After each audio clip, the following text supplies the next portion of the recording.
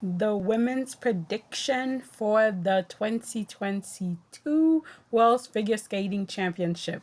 While I am excited for all of the disciplines at this year's World, I have to say, ladies is where I am most excited about. Why? Because for the first time in years, we won't have to feel upset, angered, because the cheating, lying, corrupt judges decide to give inflated scores to the Eteri skaters. For the first time, we could just watch regular skating being scored regularly. I am really, really excited for the ladies. And again, because of the Russian ban, the ladies field is wide open. It is, well, not, I wouldn't say it's anyone's game, but if a skater comes and they really, really deliver, they do have the chance to write their own stories. We may end up seeing some truly, truly first time medalists. We haven't seen that in a while. For the past couple of years, we've basically known exactly who was going to be on the podium, and there was no change to that, none whatsoever. And I feel like this year, for the first time in so long, we really could have a skater be on the podium that no one was talking about, that no one was thinking about. And to me, that's figure skating. That's exciting. So, right off the bat, I think, or maybe I should say, I hope that the new world champion will be none other than Wakaba Higuchi. That's who I have in my first place, is Miss Wakaba Higuchi.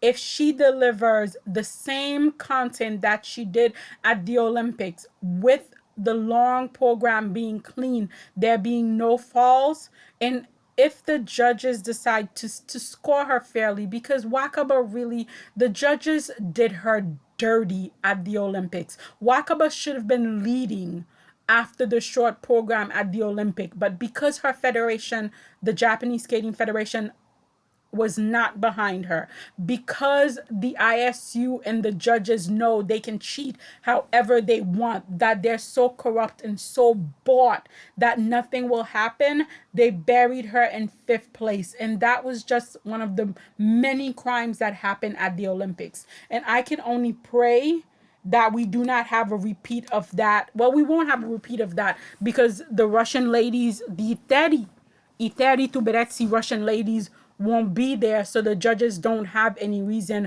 to do corrupt judging. So if Wakaba shows up and cleanly skate, I can definitely see her winning this competition, because she has the higher technical um, components.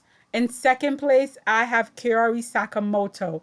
Really, the only highlight in the ladies' competition at the Olympic. That Olympic was just so depressing, so degrading, so dehumanizing to all of the skaters. There was just so much heartache and so much pain at that Olympic for the ladies, which is a direct result of the corruption within the ISU, within the corruption within the judges, all of that, along with, the Eteri training practices, all of that led to the nightmare that we had at the Olympic with the ladies. And the only highlight, the only purity, the only spot of happiness was Kaori Sakamoto. And we were all so happy for her and her bronze medal. And I think a silver medal at Worlds will be a nice wrap up. I think more likely than not she'll win the gold, only because the judges are a little more favorable to her, and the Japanese Federation is behind her. So I think she'll likely win the gold, but I have her in the silver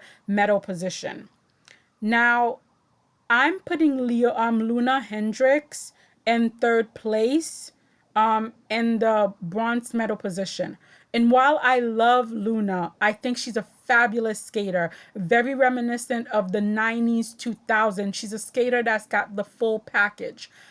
I do think, however, the judges will put her in third place, only because I felt like over the last couple of years, to start with, figure skating has always been a very Eurocentric, very, Caucasian sport. And then for the past couple of decades, it's been very South Korea has been getting involved. Japan has been growing constantly. And we've seen a lot of ladies champions that were of Asian descent.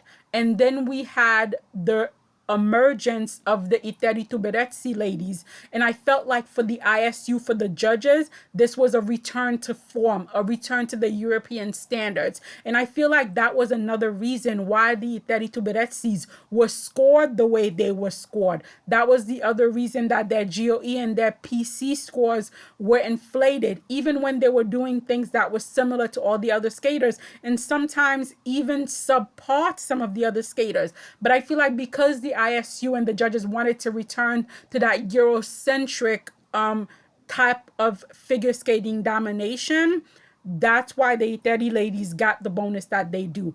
And because we're going to probably see an all Asian male podium at Worlds, I don't think the ISU is going to allow for there to be an all Asian ladies podium at Worlds. So I definitely can see them giving Leona Hendrick the GOE and the PC that she needs, even if one of the other skaters, the other Asian skaters, might have outskated her on that day. I can definitely see the judges putting her above them. So for that reason, I have Leona Hendricks in third place.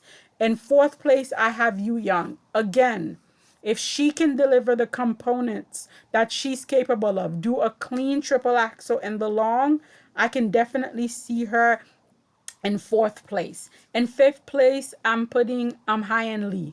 Love Hyen. Such a complete skater. Beautiful jumps, beautiful glide, nice speed, good ice presence. She does need to project a little more, to emote a little more. They need to give her programs that are more uniquely hers. They need to work on the packaging. But if they could get that done, all of the basics is there. The skating skills, the spins, everything is there for Hyen to become a world-class skater. They just need the finishing touch. So I have Hyen in fifth place.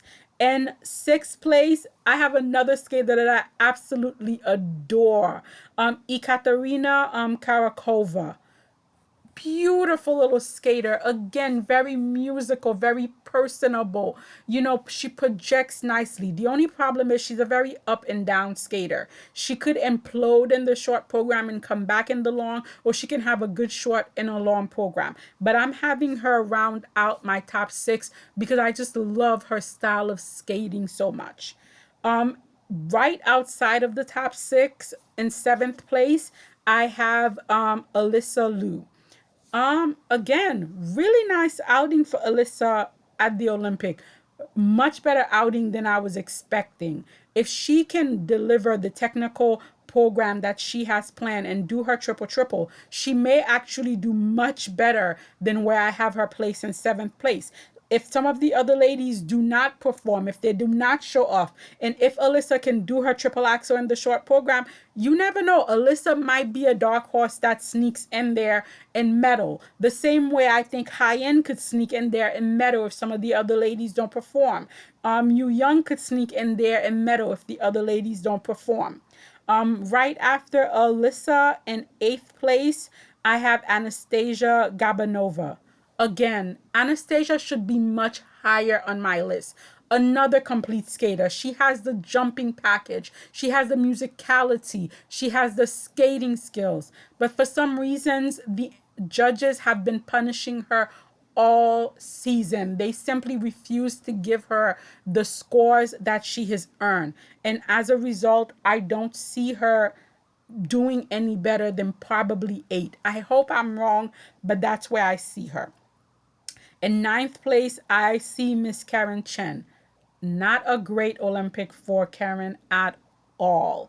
But Worlds has always been Karen's forte. She has always shown up at Worlds and she's always delivered. So I'm seeing Karen Chen rounding out the top 9 skaters at Worlds. So these are my prediction for Worlds for the ladies. What about you guys? Let me know in the comments below.